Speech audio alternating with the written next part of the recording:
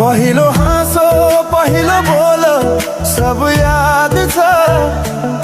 हिजोका बाछा आजको शून्यता साथ छ।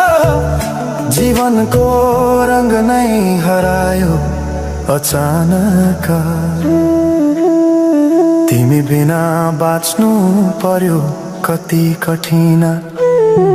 हावाको लहरमा सुन्छु तिम्रो आवाज।